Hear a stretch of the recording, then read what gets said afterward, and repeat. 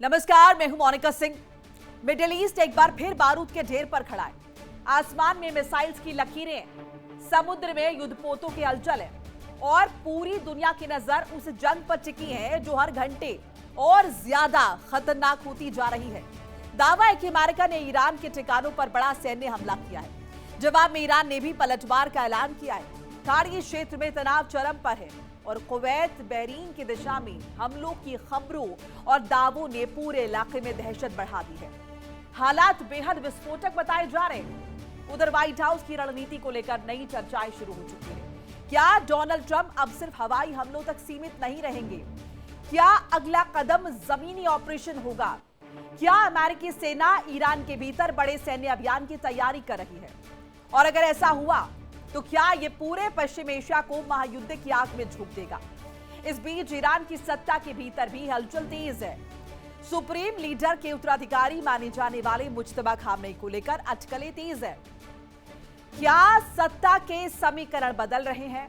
क्या ईरान और ज्यादा आक्रामक जवाबी रणनीति अपनाने की तैयारी में है? और रूस, जो अब तक ईरान का बड़ा रणनीतिक साझेदार माना जाता रहा, वो भी भारी दबाव में दिखाई दे रहा है। काला सागर और आज़ोव सागर क्षेत्र में सुरक्षा और समुद्री गतिविधियों को लेकर नई रणनीतिक चुनौतियां सामने हैं। खबर है कि यूक्रेन ने रूस का होर्मुज यानी आज़ोव सागर बंद कर दिया है। ऐसे में रूस बेहद दबाव में है। तो क्या मिडिल ईस्ट की जंग अब वैश्विक टकराव का रूप ले रही है?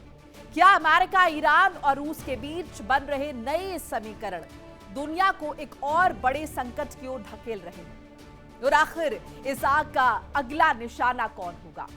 इन बड़े सवालों के जवाब तलाशेंगे आज हम वर्ल्ड वॉर में। और चलिए एक बार फिर से रुक करते हैं वर्ल्ड वॉर का नजर डाल लेते हैं आज की 4 बड़ी खबरों पर, जिस पर विस्तृत से हमारी नजर रहने वाली है, चर्चा करने वाली है, डिटेल में बताएंगे आपको आज की 4 बड़ी खबरें। तो चलिए शुरुआत कर लेते हैं पहली खबर के साथ। पहली बड़ी खबर जो है जिस पर हम डिस्कशन करने वाले हैं वो यूएस का भीषण अटैक, ईरान फिर दहला। तो लगातार अमेरिका की तरफ से ईरान पर अटैक हो रहे हैं। बैक स्टेज बातचीत चल रही है, बैक चैनल बातचीत चल रही है, लेकिन अटैक्स हो रहे हैं। डोनाल्ड ट्रंप ने इशारा कर दिया है, ये कह दिया है साफ तौर पर कि ये अटैक्स तो नहीं रुकेंगे, बातचीत चलती रहेगी। इसके साथ साथ लगातार अल्टीमेटम दे रहे हैं। वो ये भी कह दिया कि अगला हफ्ता जो है वो बहुत भीषण रहने वाला है ईरान के लिए, कयामत होगी ईरान में।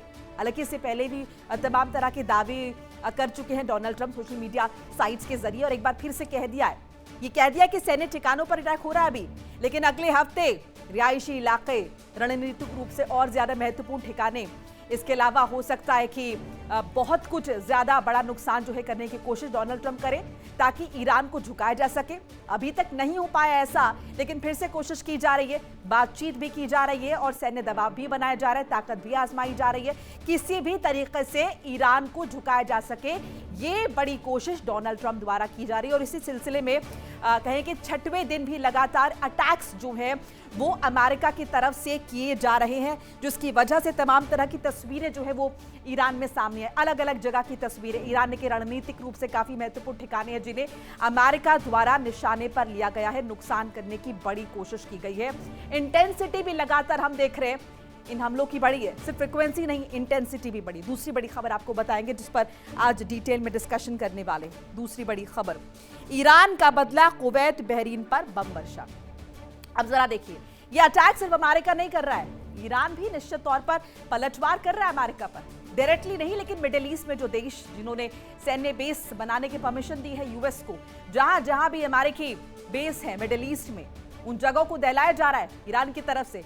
ईरानी सेना के प्रवक्ता की तरफ से यह भी कह दिया गया है कि हमारी कोई निजी दुश्मनी नहीं है अपने साथी देशों के साथ, मुस्लिम कंट्रीज के साथ, लेकिन चूंकि आपने अमेरिकी बेस यहां पर बनने दिए हैं और इन्हीं अमेरिकी बेसिस का इस्तेमाल हो रहा है ईरान पर अटैक के लिए, सो ऐसे में रिटालिएशन तो होगा, नतीजे तो भुगतने होंगे। और इसीलिए हम बता रहे हैं आपको कि कुवैत बहरीन पर किस तरीके से बम वर्षा जो है वो ईरान द्वारा की गई है।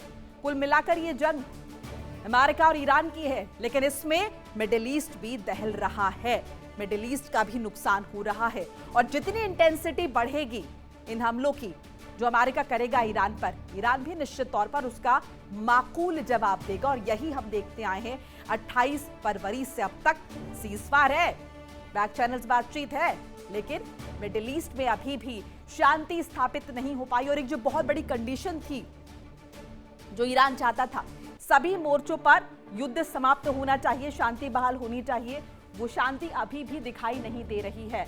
अमेरिका अटैक कर रहा है, ईरान रिटालिएट कर रहा है और इसीलिए कुवैत बहरीन पर बम वर्षा।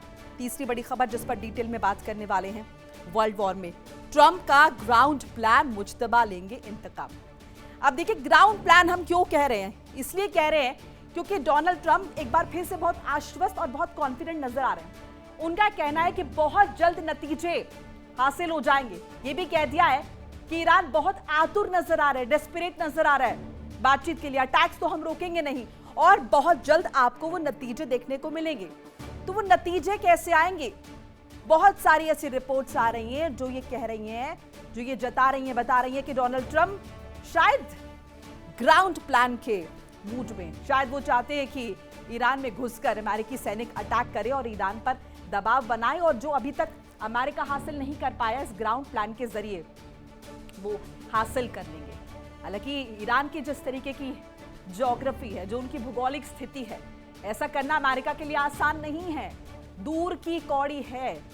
और इसके जवाब भी वक्त वक्त पर, जब भी इस तरह का सपना डोनाल्ड ट्रंप ने देखा है या फिर इस तरह की बात की है, माकूल जवाब ईरान की तरफ से दिया गया है। और यहां पर भी मुज्तबा लेंगे इंतकाम, क्योंकि मुज्तबा की तरफ से भी एक स्टेटमेंट आ गया है जिसमें साफ तौर पर यह कह दिया गया है कि ईरान की जनता चाहती है कि हम इंतकाम लें, अयातुल्लाह अली खामनेई की मौत का बदला लें। बाकायदा एक और रिपोर्ट आई थी जिसमें इस बात की तस्दीक की गई थी कि 66% सांसद जो है ईरान के, वो तो चाहते ही नहीं कि बातचीत हो, वो चाहते हैं कि इंतकाम लिया जाए, बदला लिया जाए। और अब मुज्तबा खामनेई की नई हुंकार जो ये कह रही है कि मुज्तबा इंतकाम लेंगे, क्योंकि ईरान की आवाम ये चाहती है कि अमेरिका को बख्शा ना जाए, डोनाल्ड ट्रंप को बख्शा ना जाए और इजराइल से भी बदला लिया जाए, जो कुछ इतने दिनों में ईरान ने झेला है उसका इंतकाम। और ऐसे में ये देखना होगा ये दोनों स्थितियां, ट्रंप का ग्राउंड प्लान, मुज्तबा लेंगे इंतकाम। अगली खबर जिस पर डिटेल में बात करेंगे, वर्ल्ड वॉर में बेबस हुए पुतिन, बंद रूस का होर्मुज। अब देखिए ये दूसरा फ्रंट है, अभी हमने बात की ईरान अमेरिका की, अब ये दूसरा फ्रंट है, ये युद्ध जो 2022 से चल रहा है। स्थितियां देखिए, पुतिन बेबस नजर आ रहे हैं। पुतिन लगातार यूक्रेन पर अटैक कर रहे थे। अब यूक्रेन ने क्या किया है, यूक्रेन ने रूस का जो होर्मुज था, जिसके बारे में आगे आपको बताएंगे, उस पर अटैक कर दिया है, यानी कि उसको एक तरीके से बाधित कर दिया है, जिसकी वजह से अब कहीं ना कहीं मुश्किलें जो हैं वो पुतिन के लिए खड़ी होती हुई नजर आ रही हैं। क्योंकि पुतिन के लिए ये जो रास्ता है ये काफी महत्वपूर्ण है, ये रास्ता काफी महत्वपूर्ण है, इंपॉर्टेंट है रशिया के लिए, और इसी नब्ज को पकड़ लिया है यहाँ पर यूक्रेन ने। तो चार बड़ी खबरें जिन पर बात होगी। अमेरिका ने ईरान पर लगातार छठी रात अटैक किया, ईरान के सैन्य ठिकानों को निशाना बनाया। रेलवे ब्रिज, एयरपोर्ट पर ताबड़तोड़ अटैक। केशमद्वीप, चाबहार, बुशहर, एवाज पर हमला ये किया गया है। अब अमेरिका का बदला कुवैत बहरीन में ले रहा है ईरान, क्योंकि ईरान ने भी कह दिया है कि बख्शा तो नहीं जाएगा, अगर अमेरिका अटैक करेगा तो ईरान बखूबी इसका जवाब देगा। और इसी कड़ी में कुवैत बहरीन में ईरान लगातार अटैक कर रहा है, एयर अटैक हो रहे हैं। ईरान ने अमेरिकी ठिकानों को निशाना बनाया है। ताबड़तोड़ हमले से मिडिल ईस्ट में टेंशन बढ़ गई है। मिडिल ईस्ट के तमाम देश त्राहिमाम कर रहे हैं, और अगर ये हमले और बढ़ेंगे, फ्रीक्वेंसी बढ़ेगी, इंटेंसिटी बढ़ेगी, तो उसका खामियाजा उठाना पड़ेगा मिडिल ईस्ट के इन देशों को।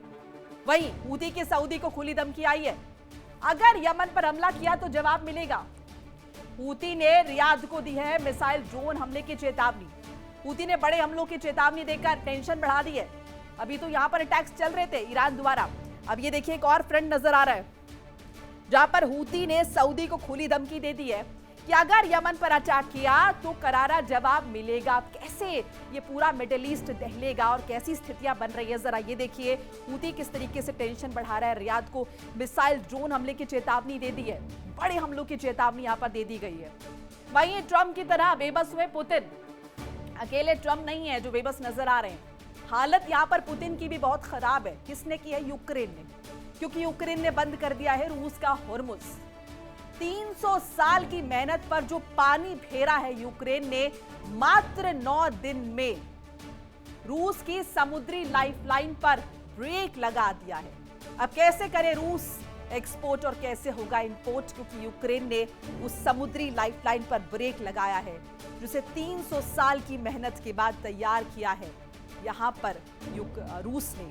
लेकिन अब यूक्रेन ने इस नब्ज को पकड़ लिया है और ऐसे में कहीं ना कहीं जैसे हम देख रहे हैं स्ट्रेट ऑफ हॉर्मुज की वजह से ट्रंप की हालत खराब है। वहीं दूसरी तरफ इसी पैटर्न पर अब यूक्रेन चल रहा है, क्योंकि पिछले कई दिनों से लगातार रूस अटैक कर रहा था यूक्रेन पर। फिर यूक्रेन को लगा कि अब ऐसा क्या किया जाए, एक ऐसी जगह, एक ऐसी नब्ज जो रणनीतिक रूप से बहुत महत्वपूर्ण हो, आर्थिक तौर पर भी कमर तोड़े। तो एक बड़ा ये रास्ता समुद्री लाइफलाइन, इसके बहुत सारे ऑल्टरनेटिव्स निकाले हैं रशिया ने, लेकिन जैसा हम स्ट्रेट ऑफ हॉर्मुज में देख रहे हैं कुछ वैसी स्थिति है।